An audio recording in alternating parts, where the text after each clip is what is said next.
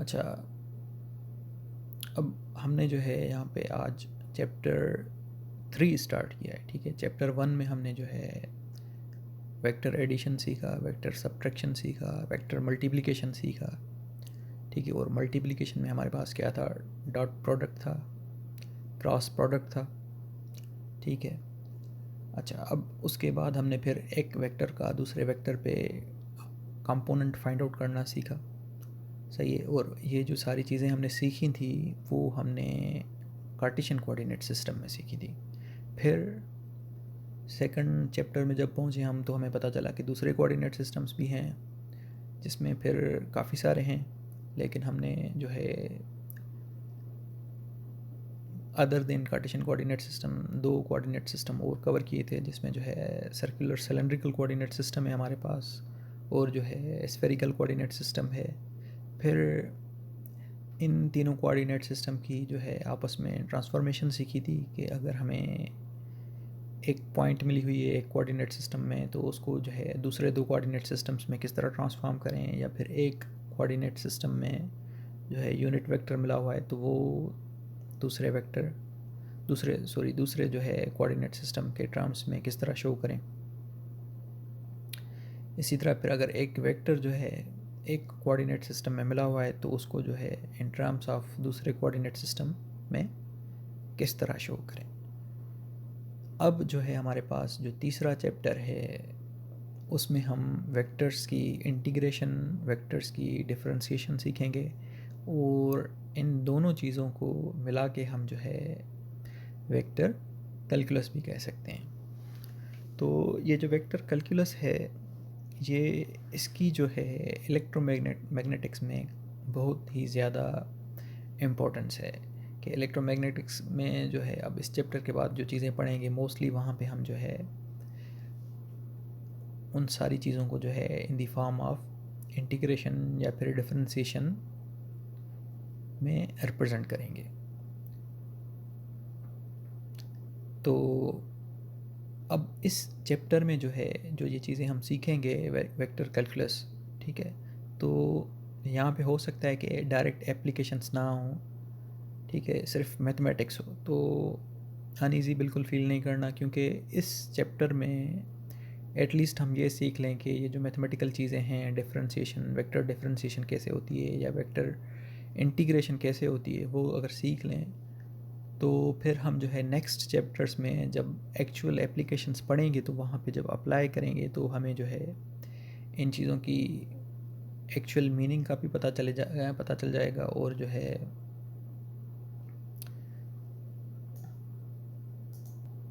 बातें मतलब वहाँ पे ज़्यादा क्लियर हो जाएंगी जब वो टॉपिक्स आएंगे। ठीक है, अब इस चैप्टर में जो है हमारे पास जो पहला टॉपिक है वो है differential length, differential area and differential volume. तो डिफरेंशियल लेंथ है या डिफरेंशियल एरिया है या डिफरेंशियल वॉल्यूम है, तो ये एक्चुअली में डिफरेंशियल वर्ड मतलब जो है वेरी स्मॉल, तमाम मतलब जो है बिल्कुल ही जो है कोई छोटी चेंज हो, एरिया में हो, लेंथ में हो या फिर वॉल्यूम में हो।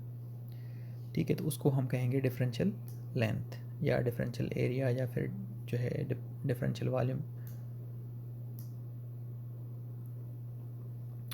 अच्छा, अब ये जो चीज़ें हैं differential length, area and volume, ठीक है, तो ये वेक्टर कैलकुलस में इनकी काफ़ी ज़्यादा जो है यूजेज है। ठीक है, और इन तीनों को जो है हम length, differential length, area and volume को जो है तीनों कोऑर्डिनेट सिस्टम्स में रिप्रेजेंट करना सीखेंगे, कार्टेशियन कोऑर्डिनेट सिस्टम में और सिलेंड्रिकल और स्फेरिकल कोऑर्डिनेट सिस्टम में इनको कैसे रिप्रेजेंट करना है। तो पहले हम जो है कार्टेशियन कोऑर्डिनेट सिस्टम से स्टार्ट करेंगे। ठीक है, अब उसमें ये कह रहा है कि अगर कार्टेशियन कोऑर्डिनेट सिस्टम में हमारे पास एक पॉइंट एस है किसी जो है जगह पे एक्स कमा वाई कमा सी पे, के मतलब उसकी ये लोकेशन है।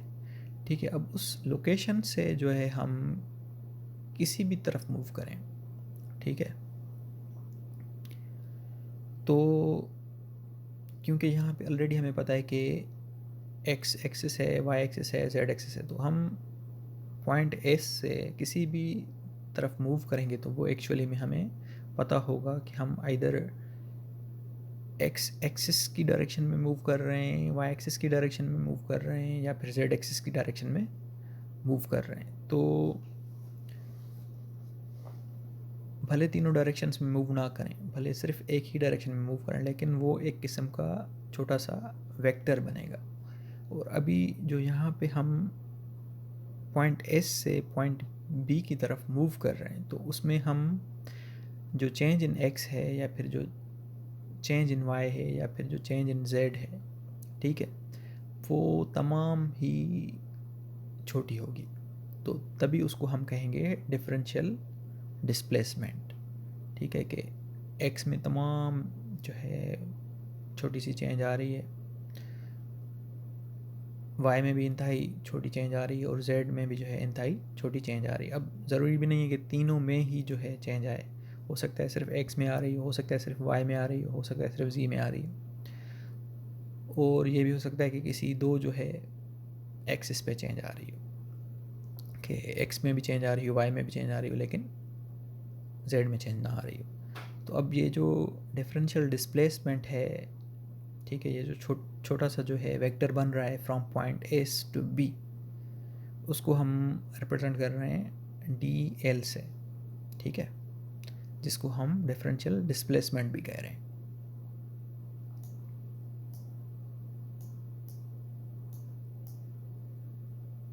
अच्छा, अब डिफरेंशियल डिस्प्लेसमेंट को जो है अगर हमें रिप्रेजेंट करना है, ठीक है, इन जनरल फॉर्म, तो वो जो है हमारे पास change in x d x which is d x in the direction of x axis, change in y in the direction of y axis, and change in the z in the direction of z axis। ठीक है, अब ये तीनों components हमने यहाँ पे इसलिए लिखे हैं कि ये एक जर्नल फॉर्म है। चेंज जो है हमारी किसी भी जो है एक्सिस में आ सकती है। अगर सपोज कर लें किसी एक एक्सिस में आ रही, तो फिर बाकी दो कंपोनेंट्स हमारे ख़त्म हो जाएंगे। ठीक है, अच्छा, अब ये यहाँ पे इन्होंने फिगर दी है, और ये कार्टेशियन कोऑर्डिनेट सिस्टम है, जो कि हमारा जो है right handed Cartesian coordinate system है। ठीक है, अच्छा, अब यहाँ पे जो है हम देख सकते हैं कि एक पॉइंट P है, फिर जो है अगर हम पॉइंट Q की तरफ मूव करेंगे तो वो होगी हमारी चेंज इन Y।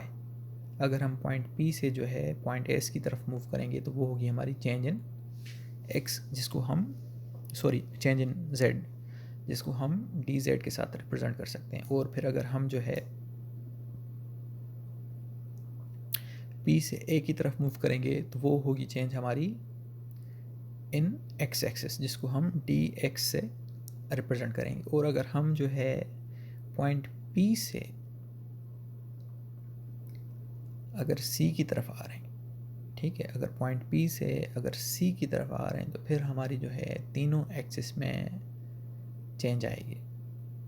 ठीक है, कि हमारे पास जो है y में भी चेंज आ रही है, हमारे पास जो है z में भी चेंज आ रही है, और फिर हमारे पास जो है x में भी चेंज आ रही है, x इधर s से d की तरफ। ठीक है, तो फिर मतलब पॉइंट P से C की तरफ मूव कर रहे हैं, तो मतलब यहाँ पे जो है तीनों एक्सिस में हमारे पास चेंज आ रही है। तो अगर हम पॉइंट P से Q की तरफ मूव कर रहे हैं, तो फिर हमारे पास ये जो इक्वेशन है ये चेंज हो जाएगी। अब क्योंकि जब P से Q की तरफ मूव कर रहे हैं, तो फिर हमारे पास जो चेंज आ रही है वो डिफरेंशियल जो चेंज आ रही है, डिफरेंशियल जो डिस्प्लेसमेंट आ रही है, वो हमारे पास सिर्फ y एक्सिस में आ रही है। तो फिर हमारे पास ये पूरी इक्वेशन बन जाएगी dl is equal to dy ay। बाकी जो दो टर्म्स हैं dz az और dx ax, ये ख़त्म हो जाएंगे।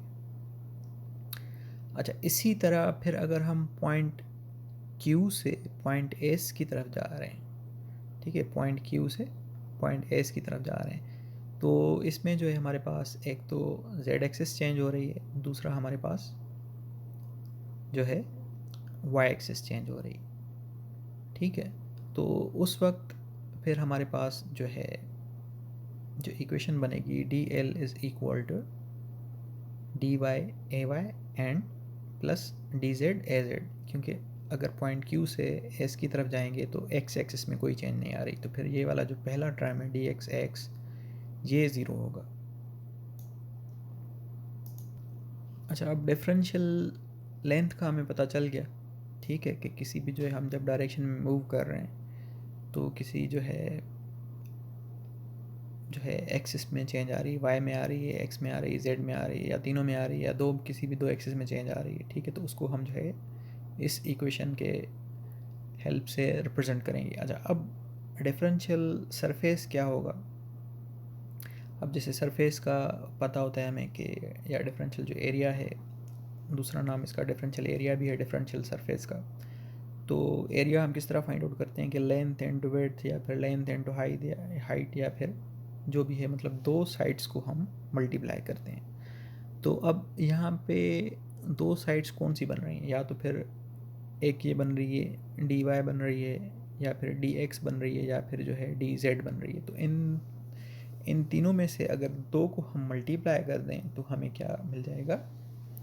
एक सरफेस मिल जाएगा, एक सरफेस की छोटी सी मतलब एरिया मिल जाएगी। मतलब ये छोटा सा जो ऊपर देखें, ये यहाँ पे एक सरफेस बना हुआ है, यहाँ पे भी जो है ए बी सी डी एक सरफेस बना हुआ है, पी क्यू बी ए ये एक सरफेस बना हुआ है, ठीक है, बी क्यू आर सी ये एक सरफेस बना हुआ है। तो ये इस सरफेस की अगर हमें एरिया चाहिए तो फिर किसी भी दो साइड्स को हम आपस में मल्टीप्लाई कर देंगे। जैसे अब यहाँ पे जो है हमारे पास जो ए बी सी डी है, ठीक है, तो अब इस सरफेस में हमारे पास कौन कौन सी साइड्स हैं?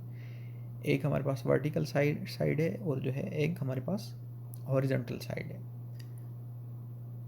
हॉरिजॉन्टल लेंथ है और वर्टिकल लेंथ है, ठीक है। अब हॉरिजॉन्टल लेंथ को अगर देखा जाए तो वो हमारे पास बराबर है डी वाई के, और वर्टिकल लेंथ को देखा जाए तो वो हमारे पास बराबर है डी जेड के। तो D Y into D Z कर लें तो फिर हमें जो है ये ए बी सी डी का जो है एरिया मिल जाएगा, जो कि एक डिफरेंशियल एरिया है, कि मतलब तमाम ही जो है छोटा एरिया है यहाँ पे हमने जो कंसिडर किया है। अच्छा, अब इस एरिया की जो डायरेक्शन होगी, ठीक है, अब इस एरिया की जो डायरेक्शन होगी, अगर इस सरफेस पे हम एक परपेंडिकुलर ड्रा करें, ठीक है, अगर इस सरफेस पे एक परपेंडिकुलर ड्रा करें, जैसे यहाँ पे ए बी सी डी जो सरफेस है, ठीक है, तो उसका जो परपेंडिकुलर हमारा बनेगा वो इस डायरेक्शन में बनेगा, इन the direction of x axis, ठीक है। अच्छा, इसी तरह फिर अगर हम जो है यहाँ पे बी क्यू आर सी, यहाँ पे जो हमारे पास ये जो है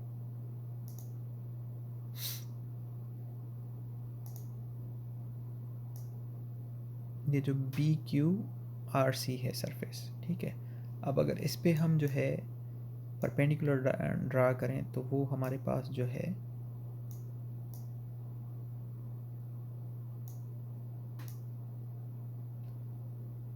in the direction of Y axis बनेगा, ठीक है। तो वो उस सरफेस की जो है डायरेक्शन होगी जो उस सरफेस पे हम परपेंडिकुलर बनाएंगे। अच्छा, अब ये जो है इसमें एक इम्पॉर्टेंट और बात है कि अभी जो मैंने जो है परपेंडिकुलर जो बनाया है वो मैंने बनाया है B Q R C surface पे। अच्छा, इसी तरह अगर हम ए पी एस डी, ठीक है, इस पे अगर परपेंडिकुलर बनाएंगे तो वो जो है इस डायरेक्शन में नहीं बनाएंगे। वो हम कैसे बनाएंगे? वो हम जो है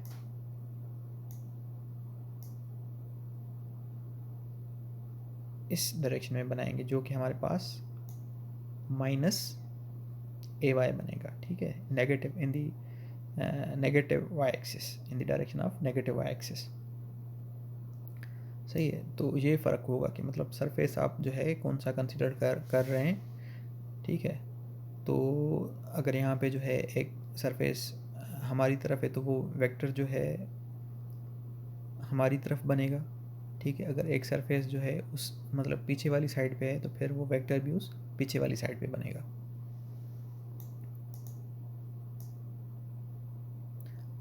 तो इसीलिए अब हमारे पास जो है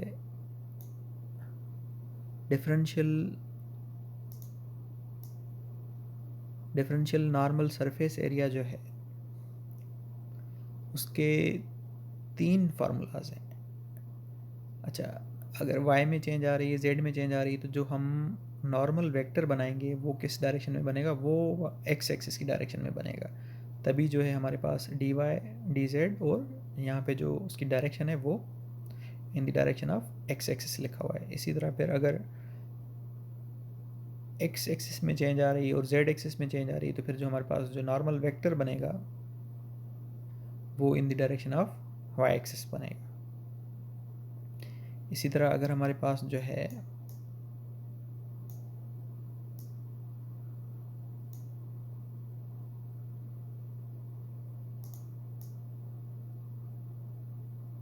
चेंज जो है हमारी x एक्सिस में आ रही है और y एक्सिस में आ रही है, तो फिर जो हमारे पास जो नॉर्मल वेक्टर बनेगा, जो परपेंडिकुलर वेक्टर बनेगा उस जो है सरफेस पे, डिफरेंशियल सरफेस पे, वो in the direction of z axis बनेगा।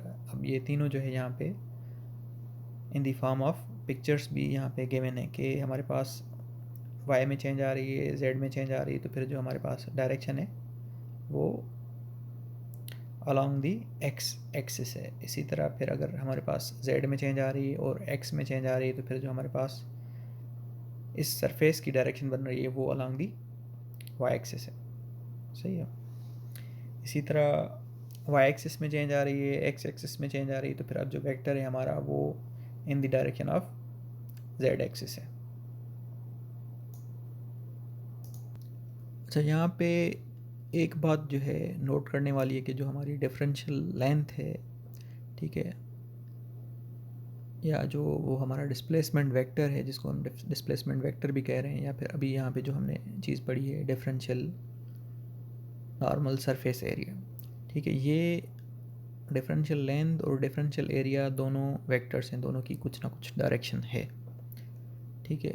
लेकिन अभी जो हम डिफरेंशियल वॉल्यूम पढ़ेंगे, ठीक है, उसमें जो है हम जब तीनों चीज़ों को मल्टीप्लाई करेंगे, डी एक्स, डी वाई और डी जेड को, तो हमें एक छोटा सा वॉल्यूम मिलेगा। तो अब उस वॉल्यूम की कोई डायरेक्शन नहीं है, सही है। तो इन तीनों क्वांटिटीज़ में differential length, differential area vector हैं, और फिर जो डिफरेंशियल वॉल्यूम है वो हमारे पास वेक्टर नहीं है।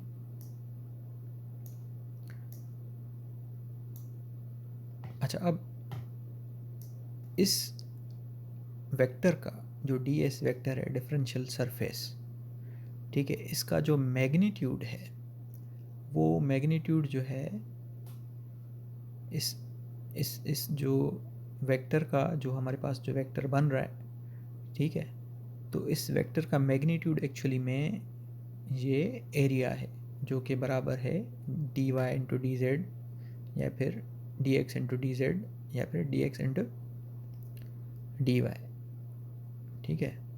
कि जैसे यहाँ पे ये वेक्टर बन रहा है ए एक्स, मतलब यूनिट वेक्टर है ये, यहाँ पे सिर्फ डायरेक्शन शो कर रहा है, लेकिन इसका जो मैग्नीट्यूड है वो हमारे पास बराबर है D Y into D Z.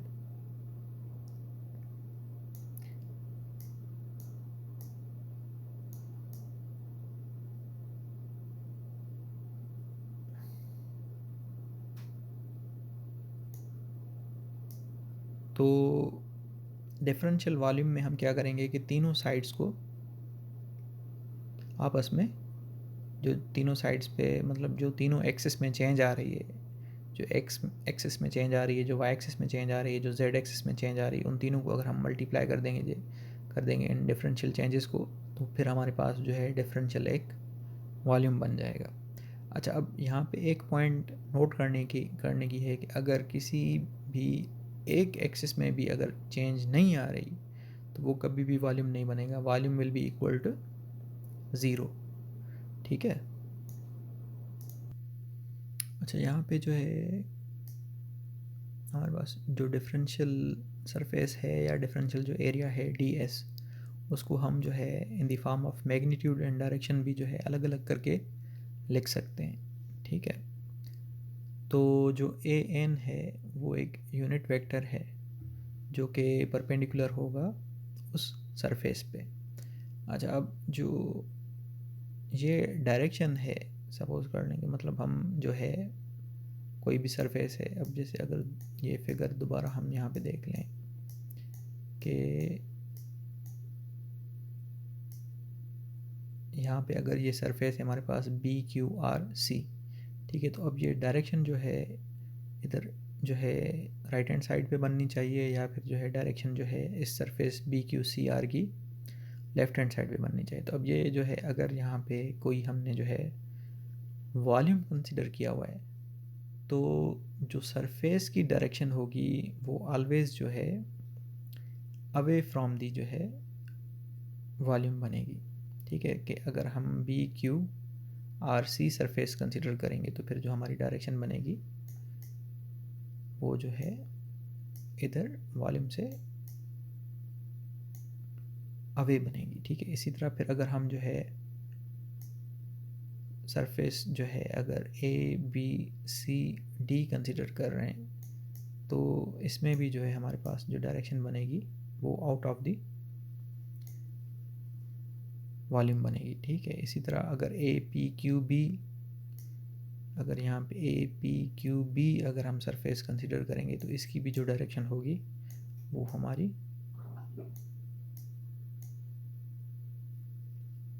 Outward बनेगी इस वॉल्यूम से, लेकिन होगी परपेंडिकुलर उस सरफेस पे, ठीक है। तो यहाँ पे जो है एरिया नेगेटिव भी हो सकती है, क्योंकि अगर हम जो है सपोज कर लें कि ए पी एस डी, ठीक है, ये वाला सरफेस अगर हम कंसिडर करें, ठीक है, तो फिर हमारी जो डायरेक्शन होगी इस एरिया की वो in the direction of negative Y axis होगी। तो फिर जो हमारे पास एरिया बनेगी वो माइनस जो है यहाँ पे एक्स एक्सिस में चेंज आ रही है, तो माइनस डी एक्स, ठीक है, minus D X D Z A Y.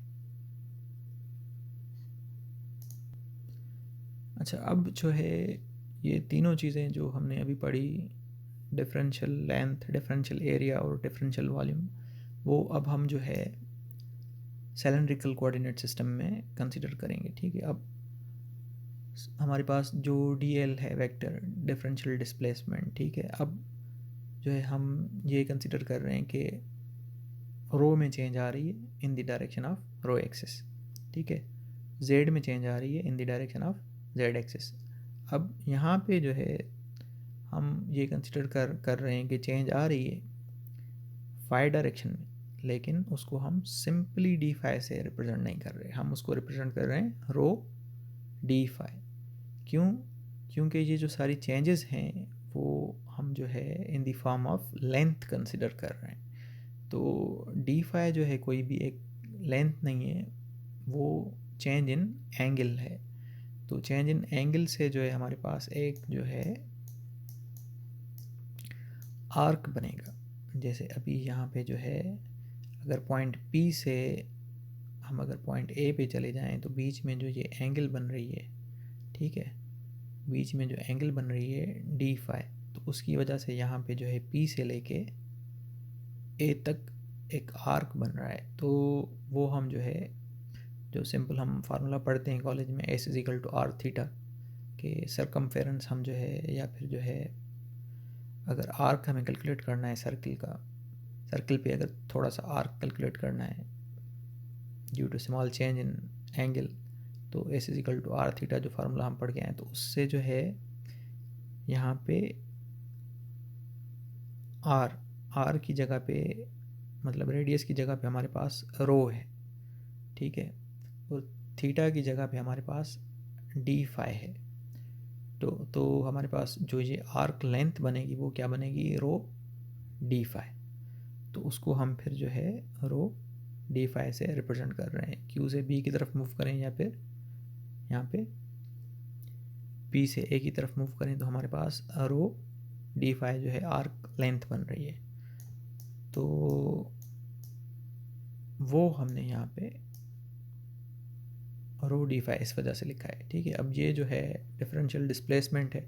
उसके बाद सिंपली उसी तरह अगर हमें जो है differential normal surface area find out करनी है तो किसी भी जो है दो जो है मैग्नीट्यूड्स को आपस में मल्टीप्लाई करेंगे और हमारे पास जो डायरेक्शन बनेगी वो तीसरी जो है एक्सिस बनेगी। जैसे अभी हम यहाँ पे अगर रो डी फाई और डी जेड को अगर हम मल्टीप्लाई करें, जैसे यहाँ पे क्या हुआ है, रो डी फाई और डी जेड को मल्टीप्लाई किया हुआ है, तो डायरेक्शन हमारे पास ए रो बन रही है इस डिफरेंशियल एरिया की। बाकी भी जो है दो इसी तरह हमने कैलकुलेट किए हुए हैं कि हम जो है यहाँ पे अगर हम डी रो और डी जेड आपस में मल्टीप्लाई कर रहे हैं तो जो एरिया बन रही है उसकी डायरेक्शन बनेगी अलॉन्ग ए फाई एक्सिस, ठीक है। और इसी तरह फिर अगर हम जो है डी रो और रो डी फाई को अगर हम मल्टीप्लाई करें, ये डी रो और रो डी फाई अगर इनको मल्टीप्लाई करें तो फिर हमारे पास जो डायरेक्शन बनेगी वो अलॉन्ग दी जेड एक्सिस बनेगी, ठीक है। और अगर वॉल्यूम हमें फाइंड आउट करना है डिफरेंशियल वॉल्यूम, तो फिर हम जो है डी रो डी फाई और डी जेड तीनों को मल्टीप्लाई कर देंगे तो वो हमारे पास डिफरेंशियल वॉल्यूम बन जाएगा।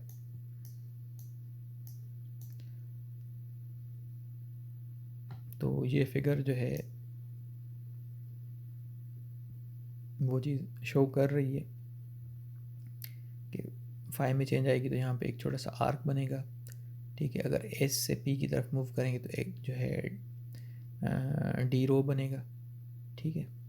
या डी से जो है ए की तरफ हम मूव कर रहे हैं तो वो भी जो है डी रो ही है, ठीक है। इसी तरह फिर हम जो है अगर बी से ए की तरफ मूव कर रहे हैं तो वो चेंज इन जेड एक्सिस है जिसको हम डी जेड से शो कर रहे हैं। और अब जो है उन सरफेसेस को अलग अलग यहाँ पे इन्होंने शो किया हुआ है, ठीक है। और उनकी डायरेक्शंस भी जो है अलग अलग यहाँ पे शो की हुई हैं कि अगर हमारे पास ये आर्क बन रहा है रो डी फाई और डी जेड, ठीक है, ये जो है हमारे पास चेंज हो रहे हैं, ठीक है। तो फिर हमारे पास जो डायरेक्शन बनेगी वो अलॉन्ग दी रो एक्सिस बनेगी इस सरफेस की जो डायरेक्शन है। और बाकी भी दो इसी तरह ही हैं कि अगर हमारे पास रो चेंज हो रहा है, ठीक है, तो उसको हम डी रो से रिप्रेजेंट कर रहे हैं। अगर जेड चेंज हो रहा है तो उसको डी जेड से रिप्रेजेंट कर रहे हैं। तो जो ये सरफेस बन रहा है उसकी direction along the phi axis है। इसी तरह यहाँ पे रो चेंज हो रहा है और जो है आर्क बन रहा है जिसको हम रो डी फाई से रिप्रेजेंट कर रहे हैं। तो फिर डायरेक्शन जो हमारी बन रही है वो अलॉन्ग दी जेड एक्सिस बन रही है। अच्छा, अब तीनों चीज़ें हम फिर दोबारा से हम जो है स्फेरिकल कोऑर्डिनेट सिस्टम में देखेंगे किस तरह है। ये पहला वाला जो कंपोनेंट है डिफरेंशियल लेंथ के लिए या डिफरेंशियल डिस्प्लेसमेंट के लिए, तो वो तो सिंपल है कि आर में चेंज हो रही है in the direction of are axis. और ये जिस तरह हमने फाई को देखा था कि फाई एक्सिस में पिछले कोऑर्डिनेट सिस्टम में सर्कुलर सिलेंड्रिकल कोऑर्डिनेट सिस्टम में हमने देखा था कि अगर फाई में चेंज आ रही तो फिर उसके साथ जो है हम डी फाई नहीं लिख रहे थे, हम लिख रहे थे रो डी फाई। तो इसी तरह अब यहाँ पे जब थीटा में चेंज आ रही है, ठीक है, थीटा जो है हमारी एंगल है from Z axis to R axis, ठीक है, Z axis to R axis. तो थीटा में अगर स्मॉल चेंज आ रही है तो यहाँ पे जो ये आर्क बन रहा है उसको हम जो है रिप्रेजेंट कर रहे हैं आर डी थीटा के साथ, ठीक है। ये जो है आर डी थीटा है, ठीक है, आर्क की लेंथ। अच्छा, इसी तरह अगर जो है हमारे पास आर में चेंज आएगी तो आर को हम जो है उस आर में जो चेंज आ रही है उस स्मॉल चेंज को जो है हम डी आर के साथ रिप्रेजेंट कर रहे हैं। इसी तरह जो है हमारे पास, ये मैंने पहले बताया कि थीटा में अगर स्मॉल चेंज आ रही है तो फिर हमारे पास जो आर्क बन रहा है छोटा सा उसको हम आर डी थीटा के साथ रिप्रेजेंट कर रहे हैं। अब मसला इसमें है जब हमारे पास फाई चेंज हो रही है, ठीक है। अच्छा, फाई चेंज हो रही है तो हम जो है उसको जो है रो डी फाई लिख रहे हैं। वो क्यों लिख रहे हैं? क्योंकि अब ये अगर आप देखें यहाँ पे तो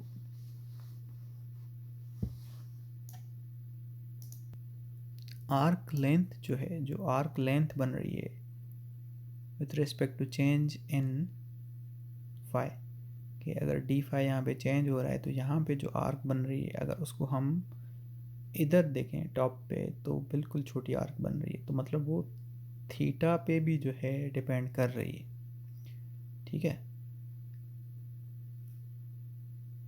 तो ये जो आर्क लेंथ हमारी बनेगी वो एक्चुअली में अगर हम इस आर्क का जब प्रोजेक्शन एक्स वाई प्लेन में लेते हैं तो वो एक्चुअली में बराबर होता है रो के।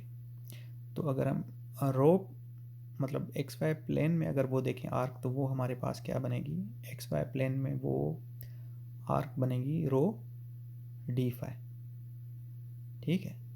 अब रो डी फाई यहाँ पे एक्स वाई प्लेन में तो बन गई, लेकिन अब अगर थीटा जो है 90 से कम या ज़्यादा हो रही है तो फिर उस आर्क की जो लेंथ है, यहाँ पे देखें जैसे ही थीटा कम हो रही है तो फिर यहाँ पे जो है आर्क की लेंथ भी कम हो रही, तो उस की वजह से फिर हम जो है रो को जो है चेंज कर रहे हैं। ये वैसे फार्मूला हम पढ़ चुके हैं सेकंड चैप्टर में कि rho is equal to R sine theta, कि वो जो इफ़ेक्ट है थीटा वाला, ठीक है, वो यहाँ पे आएगा कि अगर थीटा हमारी 90 डिग्री है तो फिर तो सिंपली जो है ये आर डी फाई बन जाएगा, सही है, क्योंकि साइन थीटा जो है साइन 90 जो है वो 1 के बराबर होगा। तो फिर जब स्मॉल चेंज इन थीटा आएगी तो वो आर सॉरी थीटा कह रहा हूँ मैं, यहाँ पे फाई है।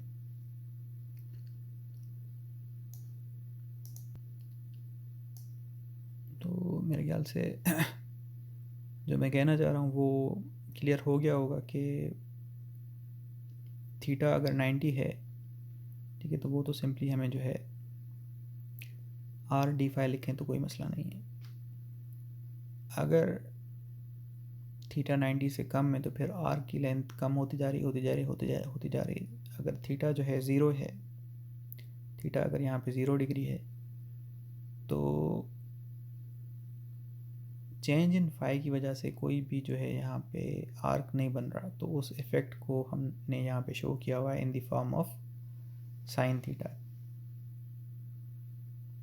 बस यही है, इस वजह से जो है यहाँ पे हमने R sine theta D theta रखा हुआ है, सॉरी डी फाई रखा हुआ है।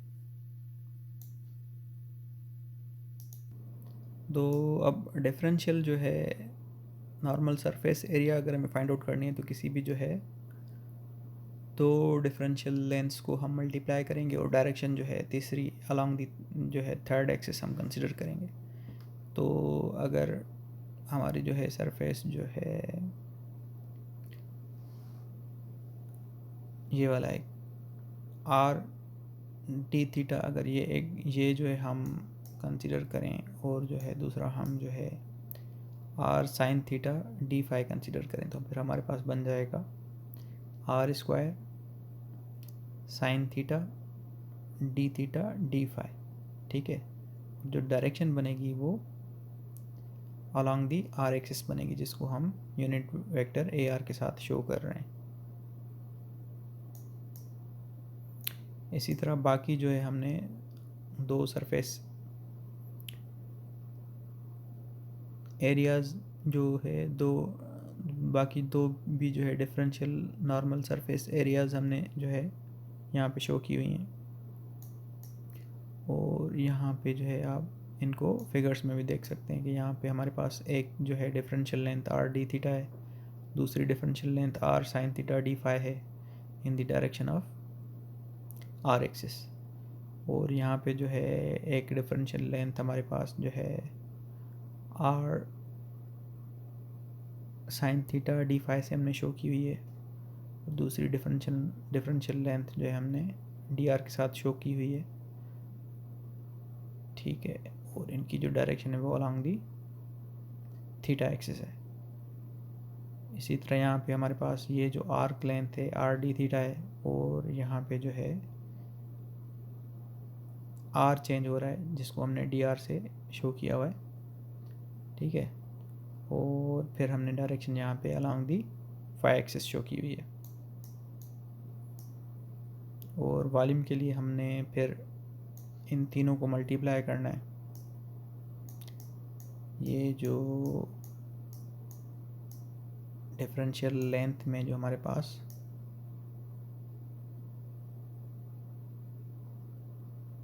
मैग्नीट्यूड्स हैं, डी आर है, आर डी थीटा है और आर साइन थीटा है, डी फाई भी इसके साथ है, ठीक है। तो अब इन तीनों को जब मल्टीप्लाई करेंगे तो फिर हमें वॉल्यूम मिल जाएगा, ठीक है। तो यहाँ पे देखें तो r into r, r square बन जाएगा, सही। फिर r square sine theta d r d theta D phi, इस तरह वॉल्यूम हमारा बनना चाहिए। यहाँ पे हम देख सकते हैं r square sine theta d r d theta D phi.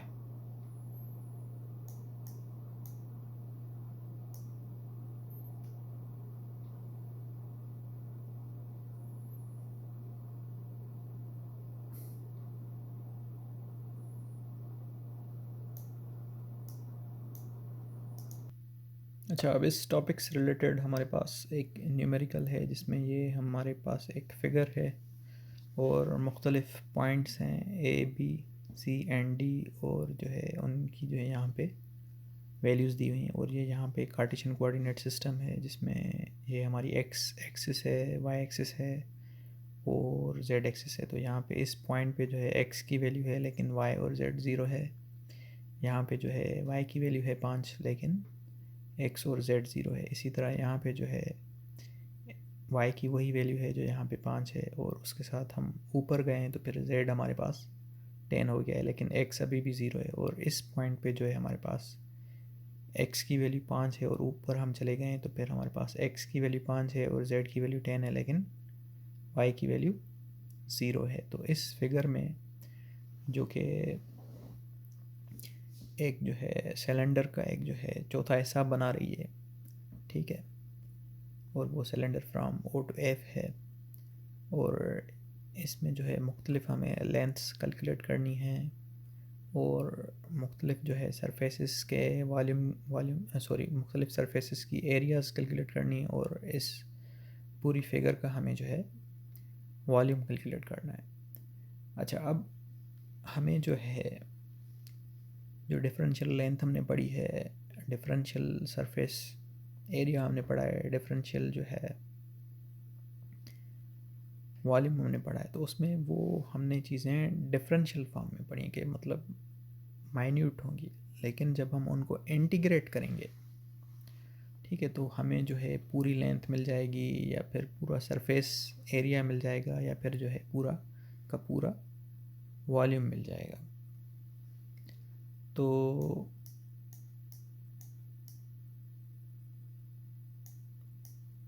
कह रहा है कि वही ऑब्जेक्ट है जो अभी मैंने आपको दिखाया, ठीक है। अब उसमें जो है लेंथ बी सी कैलकुलेट करनी है, इस तरह मुख्तलिफ लेंथ्स हैं, मुख्तलिफ जो है सरफेस एरियाज़ कैलकुलेट करनी है, वॉल्यूम कैलकुलेट करना है, ठीक है। अच्छा, अब कह रहे हैं कि जो ऑब्जेक्ट आपको फिगर में मिला हुआ है वो जो है थोड़ा सा जो है मतलब कार्टेशियन कोऑर्डिनेट सिस्टम में अगर वो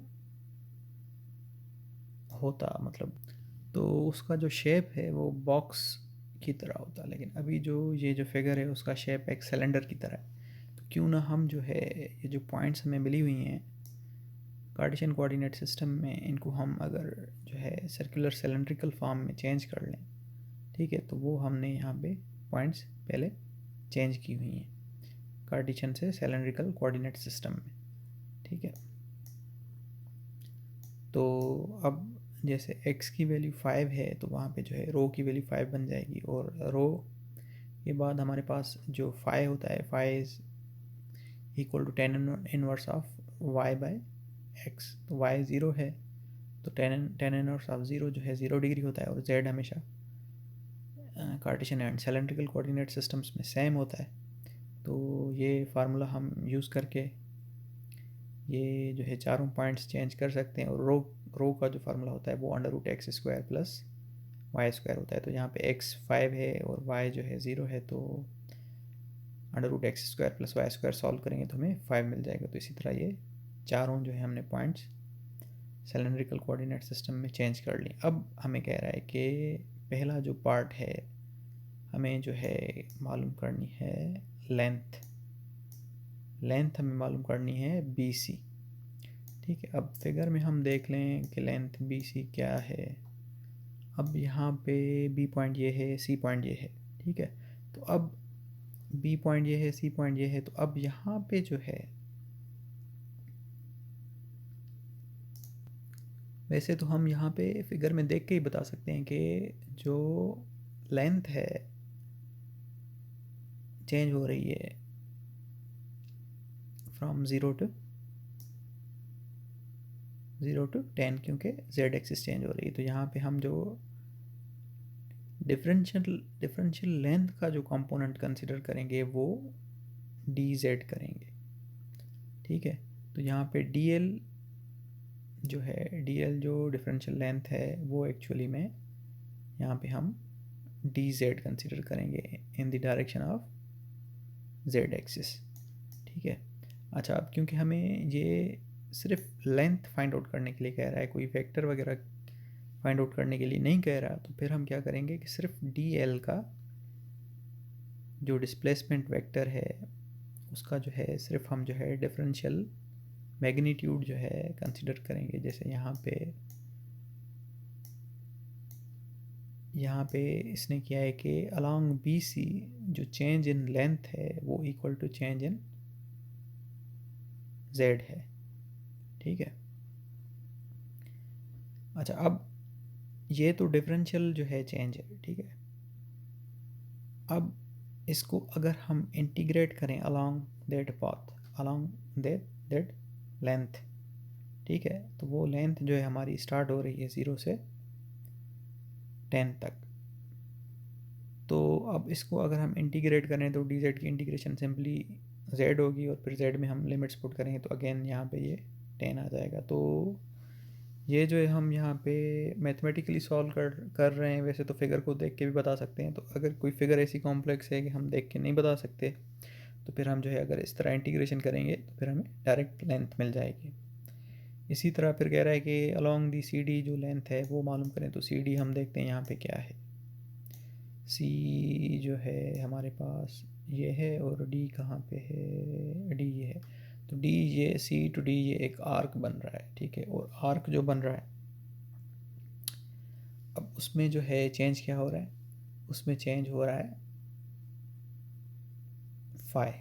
ठीक है, फाई चेंज हो रहा है और उसमें जो है z जो है कांस्टेंट है और रो भी जो है कांस्टेंट है। तो फिर हमें ये आर्क लेंथ मालूम करनी है।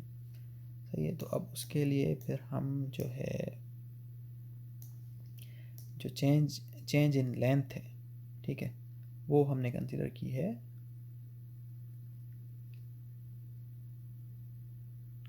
रो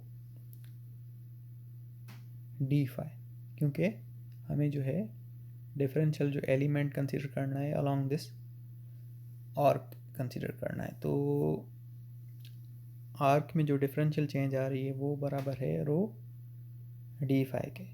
ठीक है, अब जो है रो की जो वैल्यू है यहाँ पे जो रो की जो वैल्यू है वो है हमारे पास 5। तो रो की यहाँ पे वैल्यू 5 पुट कर देंगे और इंटीग्रेशन करेंगे हम d फाई की अलोंग दी जो लिमिट है वो उसकी के जो लिमिट है वो उसकी है हमारे पास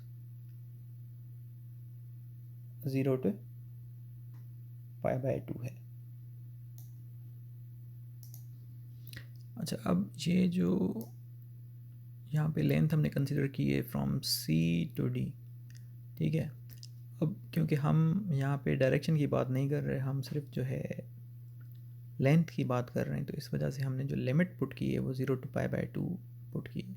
वरना देखा जाए तो अगर C to D अगर हम पाथ कंसिडर करें तो फिर एंगल मतलब एंगल के हिसाब से अगर हम देखें तो हम पीछे आ रहे हैं कि π/2 से 0 की तरफ आ रहे हैं। तो एक्चुअली में अगर हम ये in the form of vector calculation करते तो फिर हमारे पास जो आंसर आना चाहिए था वो -2.5 पाई a5 आना चाहिए था। ठीक है, या तो वो नेगेटिव साइन हम जो है, फिर हम अगर यहाँ पे यूनिट वेक्टर लगा देते तो वो यूनिट वेक्टर हम लगा देते -a5, तो फिर वो नेगेटिव साइन वहाँ पे आ जाती।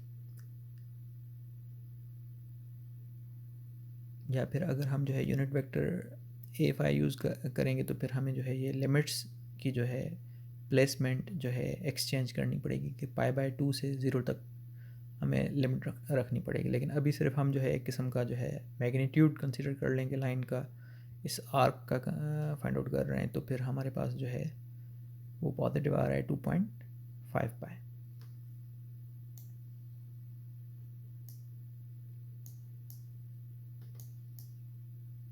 अच्छा, सी पार्ट में हमें जो है सरफेस एरिया कैलकुलेट करनी है, और कौन सा सरफेस कंसीडर करना है हमें, A B C and D. तो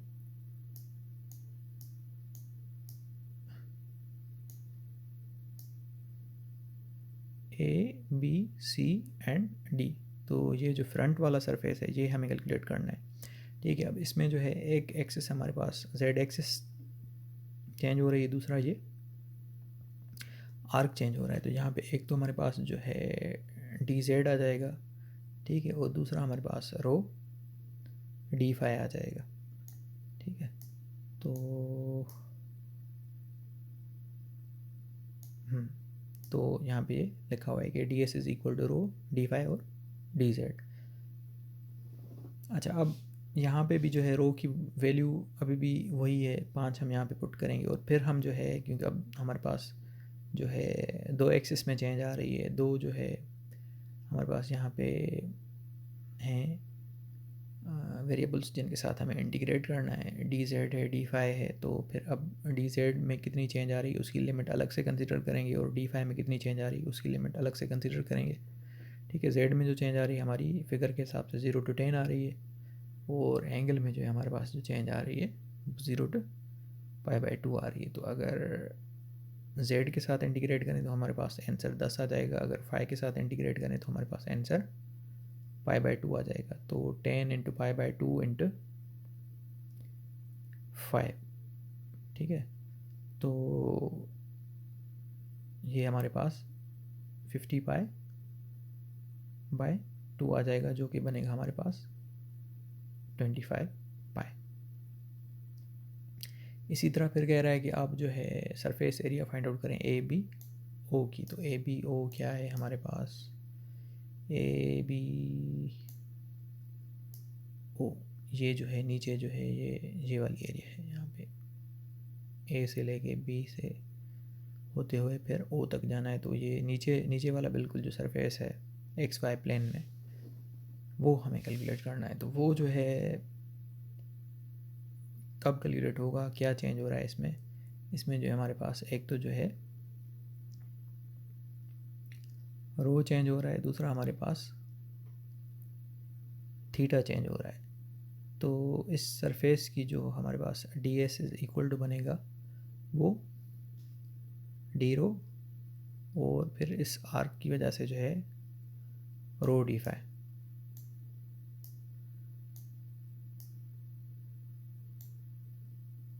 तो रो डी फाई और डी रो हमारे पास जो है सरफेस डिफरेंशियल सरफेस का जो है वैल्यू बन गया है।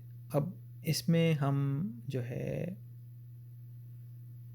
रो की वैल्यू पुट नहीं करेंगे, क्योंकि हम डी रो के साथ इंटीग्रेट कर रहे हैं। अब ये जो है इंटीग्रेशन इस वेरिएबल पे परफॉर्म होगी, अब ये यहाँ पे कोई कांस्टेंट का काम नहीं कर सकता। ठीक है, तो अब उस फिगर में जो है वहाँ पे z की वैल्यू 0 थी। ठीक है, अच्छा, अब इंटीग्रेशन अगर हम करें रो की, ठीक है, तो रो स्क्वायर अपॉन 2 आ जाएगा। ठीक है, तो रो स्क्वायर अपॉन 2 में जब लिमिट पुट करेंगे तो 25/2 2 आएगा, 25/2, और यहाँ से जो है हमें π/2 मिलेगा। ठीक है, तो उसको जो है सॉल्व करेंगे तो हमारे पास 6.25 पाई आ जाएगा। और एंड में जो हमें ये कह रहा है कि वॉल्यूम, अच्छा यहाँ पे अभी भी सरफेस कह रहा है, तो AOFD कौन सा सरफेस है? ए यहाँ पे है OF और D।